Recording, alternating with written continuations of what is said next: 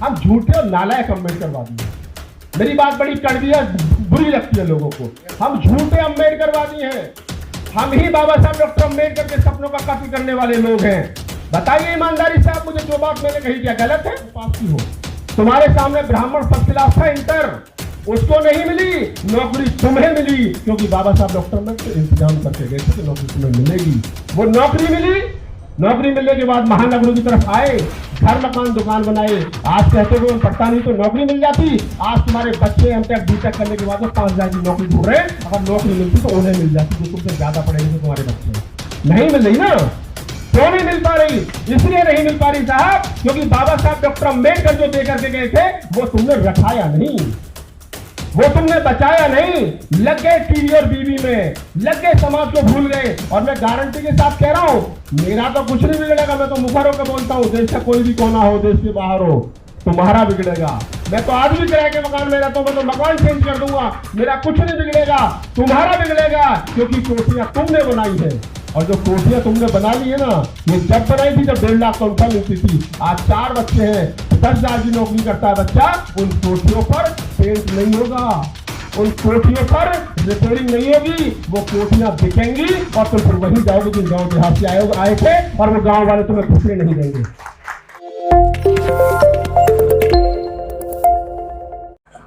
बहुत बहुत आभार।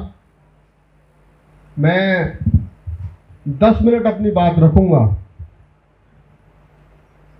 और मुझे उम्मीद है कि आप 10 मिनट मुझे सुनेंगे।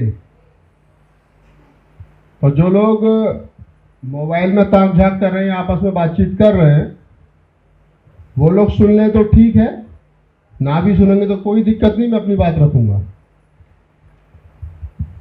बहुत सारी बातें पूर्व के वक्ताओं ने कही, राजनीतिक बात भी यहां पर कही गई, धार्मिक बातें भी कही गई, और संविधान की बात भी देवकी नंदन जी ने बड़े जोर शोर से यहां उठाई। इन सारी बातों से एक बात कहीं ना कहीं छूट जाती है।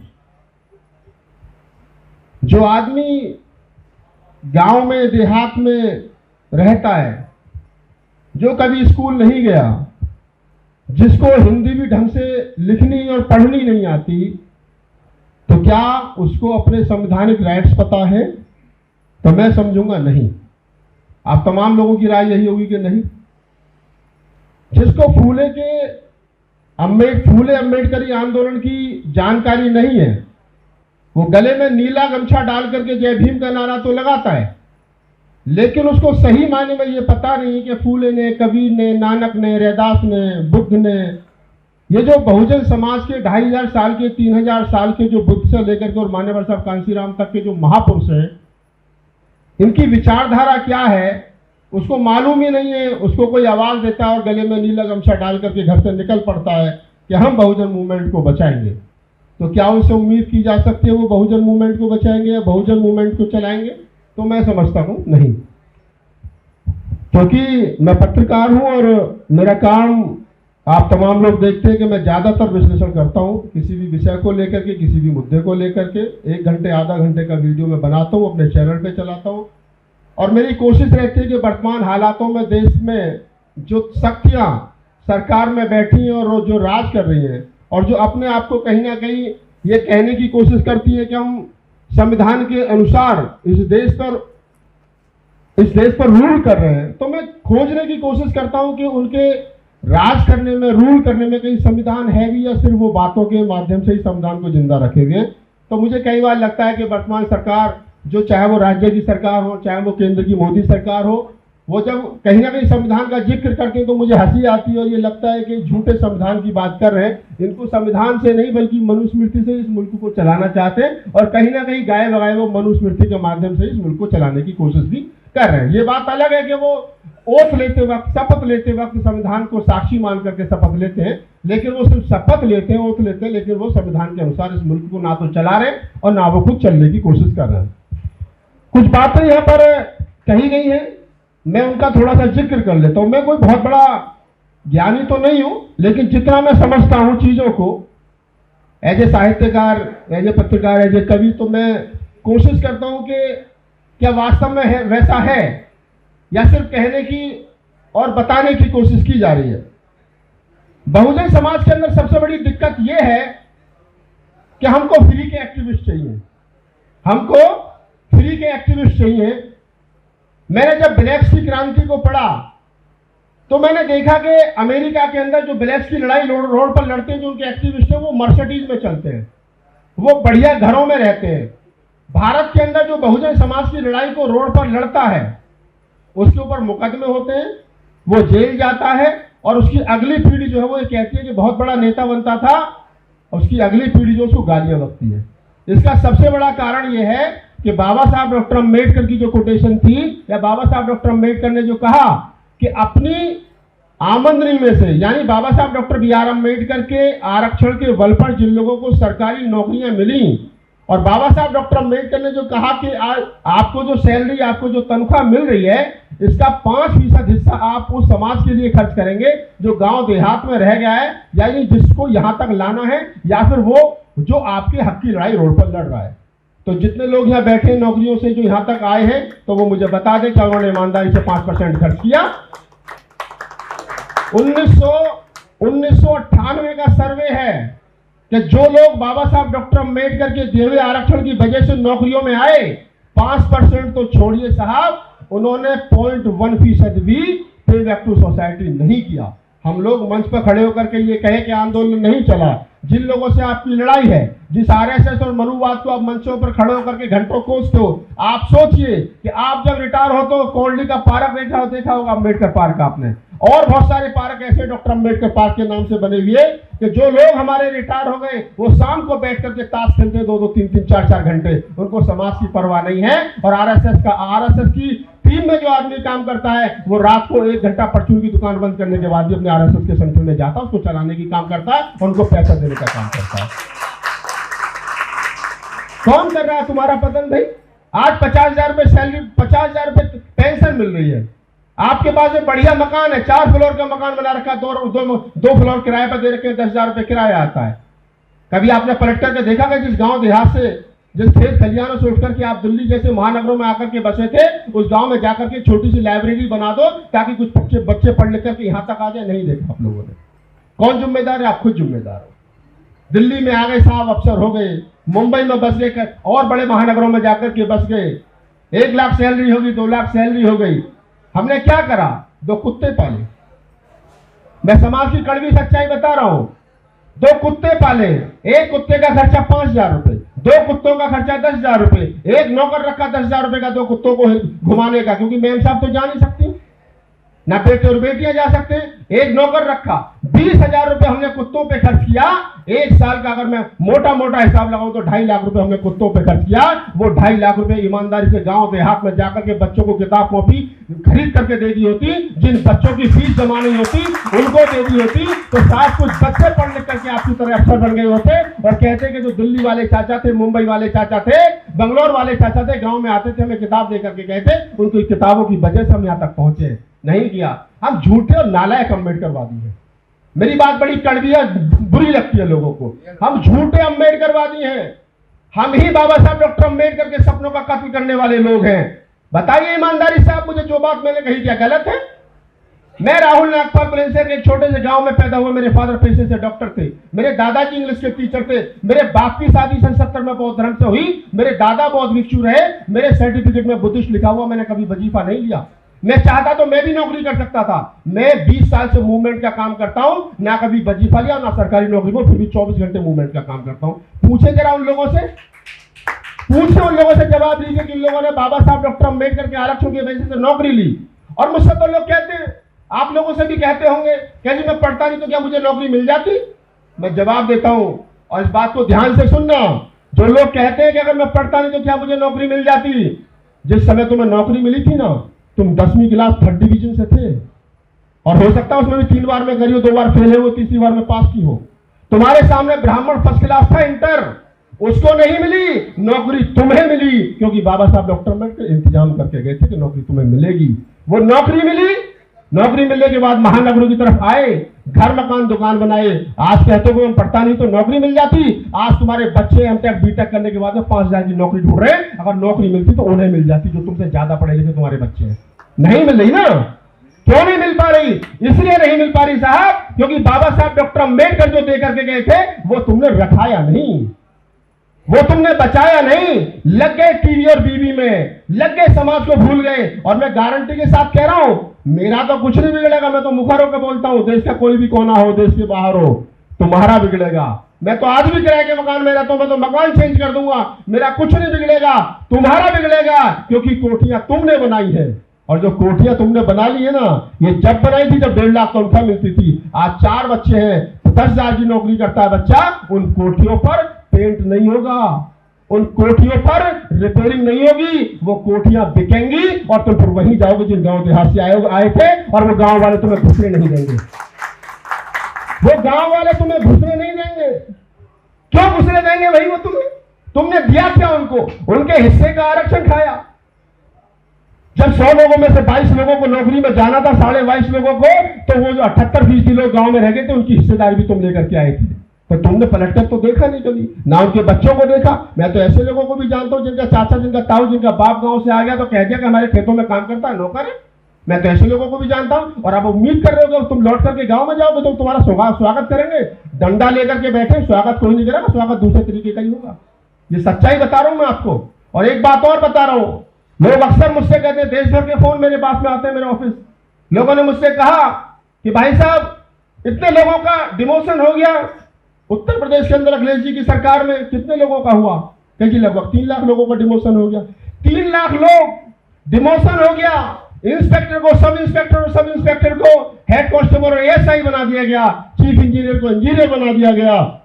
3 लाख लोग, एक उसकी पत्नी 6 लाख हो गए, 2 उसके बच्चे 12 लाख हो गए। ईमानदारी से 1 लाख लोगों ने अगर मुख्यमंत्री आवास का घेराव कर दिया होता तो तुम्हारा डिमोशन नहीं होता। लेकिन तुम लोग घरों में बैठ गए।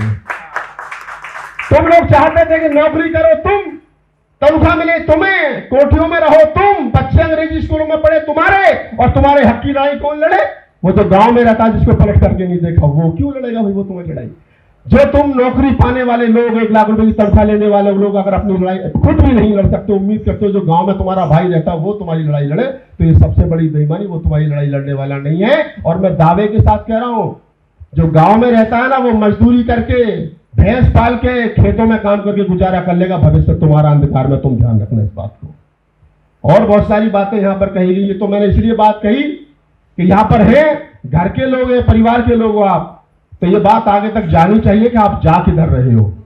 यहां पर बात कही गई कि दलित शब्द पर अभी कुछ लोगों ने कहा कि साहब दलित शब्द से लोगों को आपत्ति हो जाती है ना, बहुत सारे लोगों के साथ दलित शब्द जो है वो संवैधानिक नहीं है।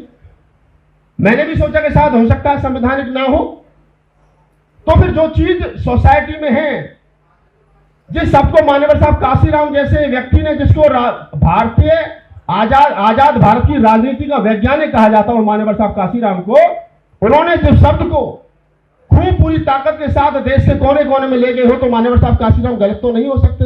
और आज 10वीं फेल लड़का खड़े होकर के मंच पर बोलता और कहता कि साहब दलित शब्द नहीं बोलना चाहिए, गलत है, गैर संवैधानिक है। तो मैंने शोध किया, मैंने जांचने की, परखने की कोशिश की, वो बात मैं आपके साथ साझा कर लेता हूं। 1840 के आसपास जब महाराष्ट्र के अंदर सामंतवादियों के खिलाफ, जातिवादियों के खिलाफ, अपने आप को जाति और धर्म के नाम पर उच्च समझे वाले लोगों के खिलाफ जब एक आंदोलन खड़ा हुआ, तो महाराष्ट्र में जो लोग काम कर रहे थे उनको चिन्हित किया गया। और उस समय जो ब्रिटिश सरकार भारत में रूल करती थी, ब्रिटिश सरकार ने कहा कि ये कौन लोग हैं, इनको चिन्हित करिए, ये कौन से लोग हैं जो अपने ही लोगों के खिलाफ झंडा बुलंद किए हुए हैं। अगर हमारे खिलाफ लड़ते तो हमें पता चलता कि साथ देश को आजाद कराना चाहते, लेकिन ये ब्रिटिश हुकूमत से तो लड़ नहीं रहे, तो ये कौन लोग हैं, तो उनको चिन्हित किया गया। उस समय अंग्रेजी सरकार के एक आर्मी अफसर हुआ करते थे, जे मोसले। 1840 के आसपास उन्होंने खोज की, और खोज करने के बाद उन्होंने एक शब्द दिया जिसका नाम था डालिट। डालिट इंग्लिश का शब्द है, और डालिट का मतलब होता है अंधेरे से उजाले की ओर, यानी जो लोग अपने हक हकूक की लड़ाई को लेकर के रोडों पर संघर्ष कर रहे थे, जो कह रहे थे कि हम भी मानव एक समान हैं, हम भी ऐसे ही हैं जैसे ये हैं, हमको जाति और धर्म के आधार पर नीच ना समझा जाए, हमको भी सारे अधिकार दिए जाए, उन लोगों को दलित कहा अंग्रेजों ने। और पहली बार 1860 के आसपास इस शब्द को मराठी डिक्शनरी में शामिल किया गया, तब ये दलित शब्द आया। तो जो लोग अपने आप को दलित कहकर के समझते कि साहब गलत है, तो मैं कहता हूं कि दलित शब्द उन लोगों के लिए अंग्रेजों ने यूज किया जो लोग लड़ाका थे, जो अपने हक और अधिकार के लिए लड़ते थे। तो मैं समझता हूं कि अनुसूचित जाति या अनुसूचित जनजाति जो संवैधानिक हमारा नाम है, उससे बेहतर अगर कुछ भी है या उससे कम या उसके आसपास कोई है तो दलित शब्द है, उस समय कोई आपत्ति नहीं होनी चाहिए। ये मेरा अपना मानना है। और ये मैं आपको बता रहा हूं, इसके पीछे की और एक सच्चाई बता देता हूं। डॉक्टर सतीश प्रकाश हैं, हमारे साथी हैं, टीवी चैनल पर डिबेट्स में अक्सर हमारे साथ होते हैं, बसपा की ओर से अपनी राय रखते हैं। चौधरी चरण सिंह यूनिवर्सिटी में प्रोफेसर है, उनका रिसर्च है, उन्होंने ये बात लिखी है, आप चाहें तो जाकर के पढ़ भी सकते हैं। एक बात और मैं यहां पर साझा कर लेता हूं। बातें अभी हमारे जो सीनियर साथी हैं उन्होंने कहा कि मैं बुद्ध से सहमत नहीं हूं, हमें बुद्ध की नहीं, हमें युद्ध की जरूरत है, यानी हमें शांति की नहीं क्रांति की जरूरत है। अभी उनका विचार हो सकता है, मैं उनका विरोध नहीं कर रहा हूं, हमारे सीनियर है, हमारे पिता समान, हो सकता है हमारे पिता की भी उम्र से बड़े हो, ये उनका विचार हो सकता है। लेकिन जिस बुद्ध को स्वीकार करने में बाबा साहब डॉक्टर अम्बेडकर ने, मान्यवर साहब कांशीराम ने, बहन कुमारी मायावती ने, फूले ने, कबीर ने, नानक ने, रैदास ने, तमाम लोगों ने कोई हिचक नहीं दिखाई हो, उस बुद्ध पर मैं प्रश्न चिन्ह लगाऊं तो मैं समझता हूं मैं मूर्ख हूं, इससे ज्यादा मैं कुछ कह नहीं सकता। कुछ लोगों को बात बुरी लग सकती है बुद्ध पर। अभी देखो, मैं कल परसों एक वीडियो देख रहा था, आप तमाम लोगों ने देखी होगी। नीता अंबानी, मुकेश अंबानी जी की पत्नी अमेरिका के दौरे पर थी, शायद न्यूयॉर्क में थी, तो उन्होंने कहा, इंग्लिश में बोली, हालांकि मैं आपको हिंदी में बता देता हूं। उन्होंने कहा कि मैं नीता अंबानी हूं और भारत से आई हूं बुद्ध की भूमि से। आप समझ लीजिए, हमारा तो छोड़ो, हमारा गुजारा तो बुद्ध के बिना चलेगा ही नहीं। अरे उनका नहीं चल रहा जो राम के नाम पर देश में सरकार बनाए बैठे हैं यार, उनका गुजारा बिना बुद्ध के नाम पर नहीं चल रहा है। ये अलग बात है, ये अलग बात है। और मैं एक बात बता रहा हूं, अगर इस धरती पर पिछले 3000 साल में और 2500 साल में अगर किसी का हिंदुईकरण नहीं कर पाए तो वो सिर्फ बुद्ध ही है, जिससे इनको डर लगता है। आज भी इनके शंकराचार्य बार बार बयान देते हैं, कहते हैं कि मोदी जी को नहीं पता कि बुद्ध ने इस देश के सनातनियों का कितना नुकसान किया है, क्योंकि बुद्ध ने इस देश के लोगों को बुद्ध ने इस देश के लोगों को वैज्ञानिक सोच पैदा की इसमें। और हमारा संविधान क्या कहता है, हमारे भाई ने कही थी 51 का जिक्र किया, आर्टिकल 51 का। भारतीय संविधान आर्टिकल 51 यही तो कहता है कि भारत की सरकार की जिम्मेदारी बनती है, स्टेट की जिम्मेदारी है कि वो लोगों में वैज्ञानिक चेतना डेवलप करे। लेकिन उस दौर में जी रहे हैं दोस्त हम, जिस दौर में बाबा बागेश्वर धाम के सामने पूरी सरकार नतमस्तक हो जाती हो और उसको सरकारी खजाने पर, सरकारी खर्चे पर पूरे देश में घुमा करके हिंदू राष्ट्र बनाने का सुकूबा छोड़ा जाता हो, तो आप समझते हो देश क्या भारतीय संविधान के आर्टिकल 51 को साक्षर करेगा? नहीं कर सकता, क्योंकि भारतीय संविधान और बुद्ध का विचार और बाबा साहब डॉक्टर अम्बेडकर की भारतीय संविधान को लेकर के लेखनी वो एक है। मैं 2-3 बात बताता हूं आपको। अक्सर हमारे संविधान पर बोलने वाले साथी इस बात को बार बार कहते हैं कि बाबा साहब डॉक्टर अम्बेडकर ने पूरे विश्व के संविधानों को पढ़ा, तब जाकर के भारत का संविधान लिखा। जहां जहां जो जो अच्छा लगा वो ले आए।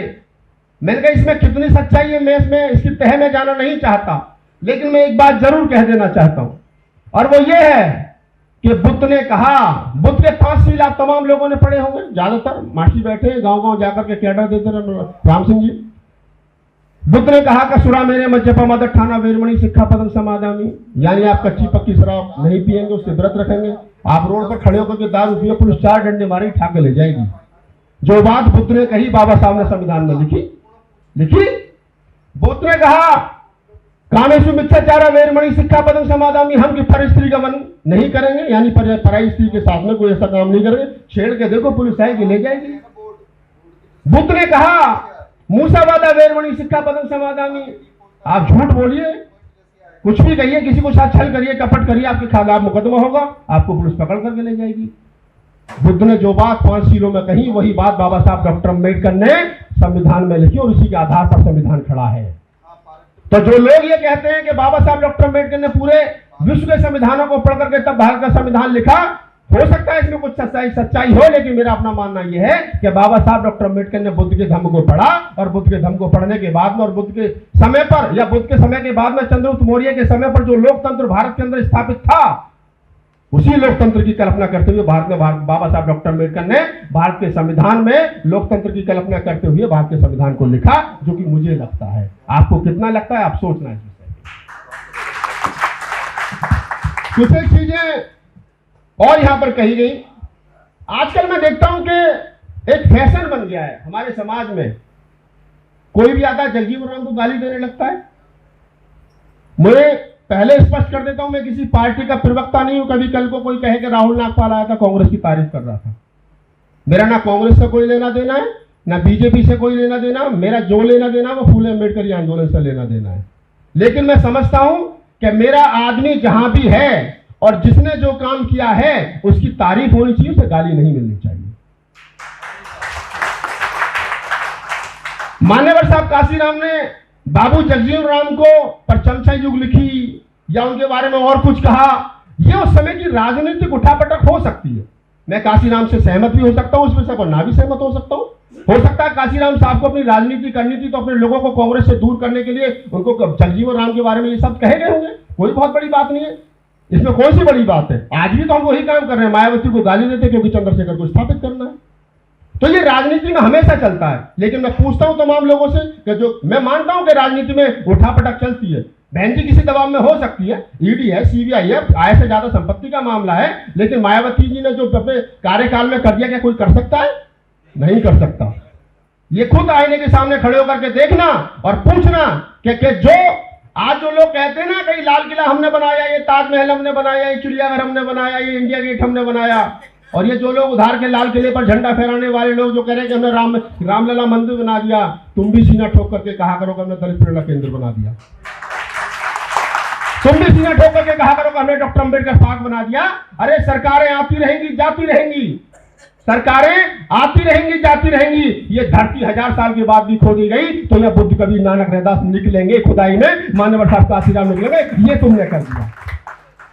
हो सकता है बहुत सारी चीजें हो, मैं बसपा का प्रवक्ता तो नहीं हूं, लेकिन जो मुझे लगता है वो मैं बोल रहा हूं। इसी प्रकार जैसे अभी बात कही गई कि काशीराम साहब ने मान्यवर जगजीवन राम के लिए ये कहा वो कहा, मैं तो कभी नहीं बोलता। मुझे तो लगता है कि अगर आज की तारीख में दलित समाज में मध्य वर्ग तैयार हुआ, ये जितने लोग बैठे हो, जो लोग नौकरी में हो, वो बेहतर समझ सकते हैं कि जो मध्यम वर्ग शेड्यूल कास्ट में तैयार हुआ वो किसकी वजह से तैयार हुआ, जरा विचार करना। अगर कांग्रेस ने इस देश के बैंकों का राष्ट्रीयकरण नहीं किया होता तो क्या लाखों दलितों को नौकरी मिलती? नहीं मिलती ना। उसमें किसका योगदान था भाई? जगजीवन राम का योगदान था ना। अगर बाबू जगजीवन राम इस देश के अंदर रक्षा मंत्री हुए और जिस चमार को, जिस भंगी को, जिस खटी को, जिस पासी को, जिस नाई को, जिस धोबी को सेना में भर्ती तो छोड़ो, वो सपना नहीं देख सकता था, और बाबू जगजीवन राम के रहते हुए आपको सेना में थोक के बाद भर दिया गया। ये किसकी बदौलत हुआ? जगजीवन राम की बदौलत हुआ ना। अगर बाबूजी इस देश के अंदर और कई मंत्रियों में रेल मंत्री हुए और आज भी जाकर के देख लीजिएगा कि शेड्यूल कास्ट के लोग सबसे ज्यादा सरकारी नौकरियों में थे तो वो रेलवे में थे, एक समय पर 4 लाख थे, तो वो किसने भर दिए भाई? जगजीवन राम ने भर दिए ना। बसपा का तो कोई मिनिस्टर केंद्र में नहीं था, बसपा की सरकार केंद्र में नहीं थी ना। तो आज अगर मध्यम वर्ग तैयार हुआ और 1996-1997 के सर्वे के अनुसार शेड्यूल कास्ट शेड्यूल ट्राइब के लगभग 42 लाख सरकारी कर्मचारी उस समय पर थे, और 42 लाख में कहूं कि अब तक आरक्षण की वजह से लगभग 1.5 करोड़ लोगों को नौकरियां मिली, तो वो किसकी वजह से मिली? अगर आप कांग्रेस से जगजीवन राम नहीं करते तो आप कांग्रेस कनपट्टी में पिस्तौल रख करके करवा लेते? नहीं करते ना। अरे बाबूजी जैसा नेता था जो बोलता था और अपने समाज के लिए लड़ता था, जो उसके दरवाजे पर चला गया, उसने नौकरी दी, और आज वो रिटायर होकर के 50,000 की पेंशन लेकर के कहता है कि जगजीवन राम गद्दार था, तो यार कम से कम इतना तो सोचा करो तुम कह किसके लिए रहे हो। अपने लोगों को गाली देना बंद करो कम से कम। अगर मध्यम वर्ग SC ST OBC में तैयार हुआ तो वो जगजीवन राम जैसे लोगों की वजह से हुआ। और अगर मान्यवर साहब काशीराम ने कोई बात जगजीवन राम जी के लिए कही तो उस समय के लिए वो कही होगी, थोड़े से समय के लिए कही होगी। मैं ना तो इतना बुद्धिमान हूं कि जगजीवन राम को गलत कह सकूं, और ना मैं इतना बड़ा बुद्धिमान हूं कि मैं काशीराम साहब को गलत कह सकूं। लेकिन मैं एज ए पत्रकार, एज ए कवि, एज ए साहित्यकार इतना सोच सकता हूं कि किसने क्या किया। अगर जगजीवन राम ने इस देश के अंदर शेड्यूल कास्ट में मध्यम वर्ग तैयार किया नौकरी दे करके, तो बाबा मान्यवर साहब काशीराम ने इस देश को 4 साल बाद मुख्यमंत्री तुम्हें बनाया। ये मान्यवर साहब काशीराम की उपलब्धि है, मेरे लिए दोनों बराबर है।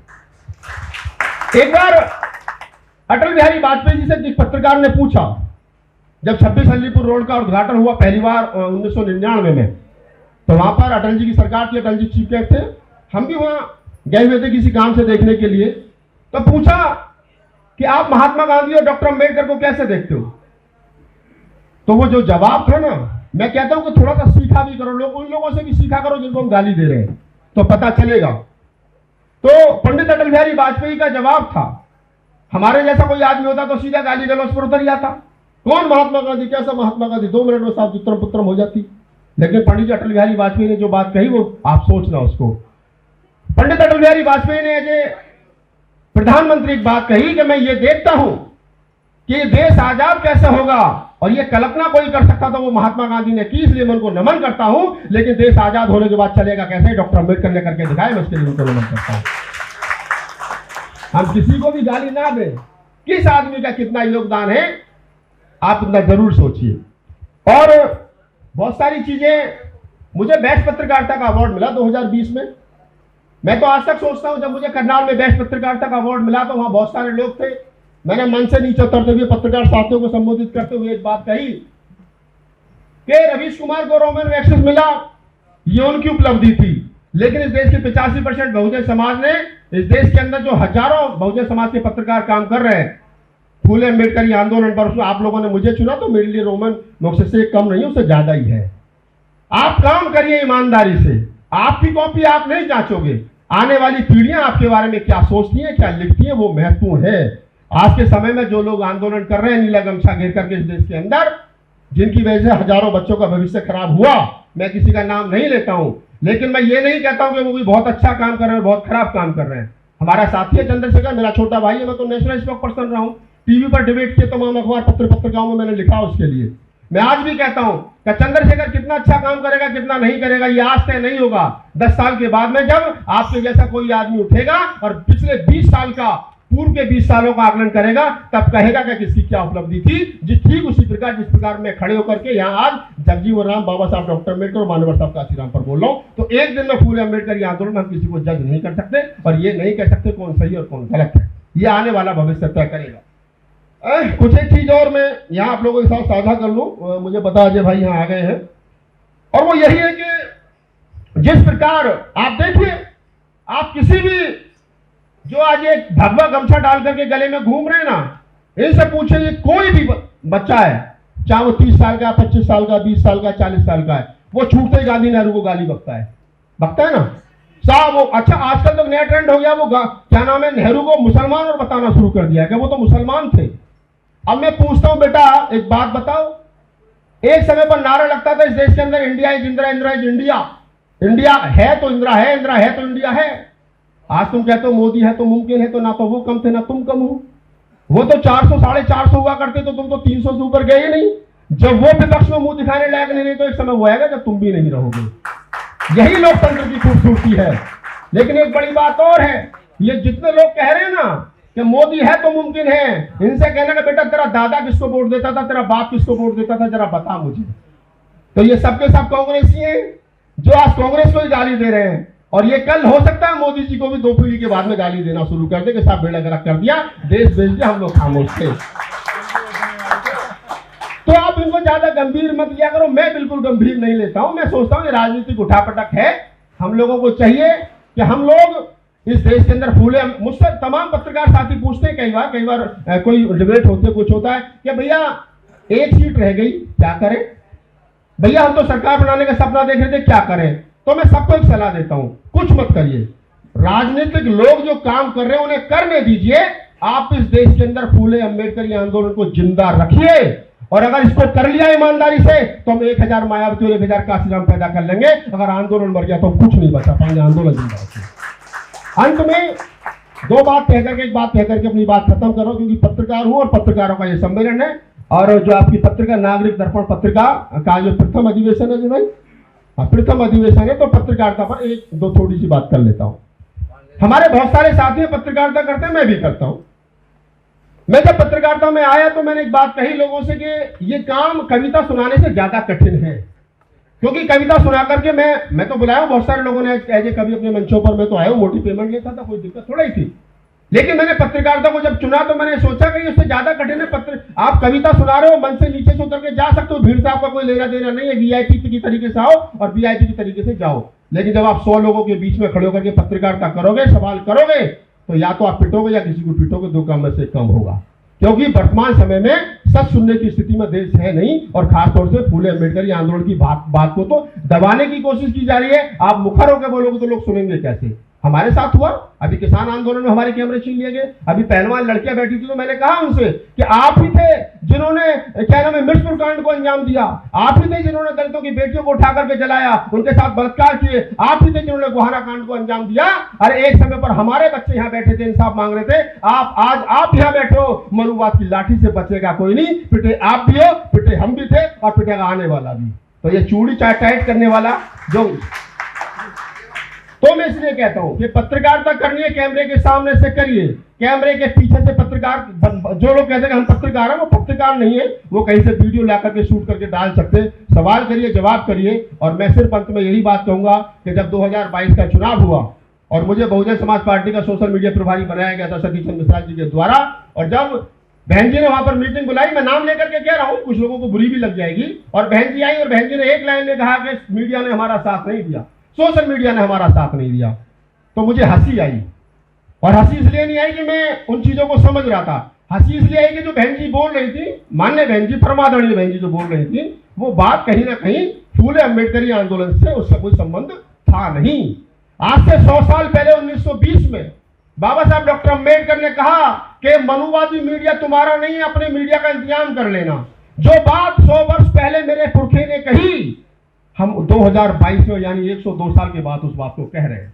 बाबा साहब डॉक्टर अम्बेडकर ने 4 अखबार निकाले, समता निकाला, वहिष्ठ भारत निकाला, जनता निकाला, मूक नायक निकाला, एक हिंदू से लड़ने, एक ही अखबार निकलता था उस समय, द हिंदू से लड़ने के लिए 4 अखबार निकाले, क्योंकि उनको पता था अगर तुझे अपनी बात गांव में, खेतों में, खलियानों में, हाशिए पर पड़े हुए समाज तक पहुंचाई तो अखबार निकालने पड़ेंगे, ये काम करना पड़ेगा। 1970, 72, 75, 80 में मान्यवर साहब काशीराम ने कहा, जब DD1 और DD2 आते थे, कि मनुवादी मीडिया तुम्हारा नहीं, अपने मीडिया का इंतजाम करना, तो उन्होंने भी बहुजन संघ जैसे बहुत सारे अखबार निकाले। हम 100 साल के बाद में, चुनाव हारने के बाद में ये कहें कि मीडिया ने हमारा साथ नहीं दिया, तो या तो काशीराम और डॉक्टर अम्बेडकर गलत थे या तुम ज्यादा कलबंद हो गए। दो बात में से एक बात तो है, दो बातों में से एक बात तो है। और मैं पत्रकार इसलिए बोल रहा हूं, जो मीडिया तुम्हारे लिए नहीं बना, जिसको कहा जाता है तो मनुवादी मीडिया, उसको फाइनेंस वो कर रहे हैं, पैसा वो दें, तो काम उन्हीं के लिए करेंगे ना, तुम्हारे लिए थोड़ी करेंगे भाई। जो सोशल मीडिया, तुम 4 बार मुख्यमंत्री रहे, अपना एक पोर्टल तक तैयार नहीं कर पाए, तो मुझे लगता है कि तुम्हें नहीं बोलना चाहिए। या तो कुछ कर लीजिए, अपना बना लीजिए, और बना करके अपने लिए लड़ लीजिए, तो शायद कुछ चीजें हासिल हो जाए। दूसरों को गाली देने से बेहतर है अपने आप में सुधार कर लेना। अगर आपको बस यही तमाम बातें मुझे आपके साथ करनी थी, और मैं किसी ये भी नहीं कहूंगा मेरी बात किसी को बुरी लगी तो मुझे माफ करना, बिल्कुल मत करना, विचार करना, ठीक है। तो धन्यवाद, बहुत बहुत आभार, साधुवाद, जय हिंद।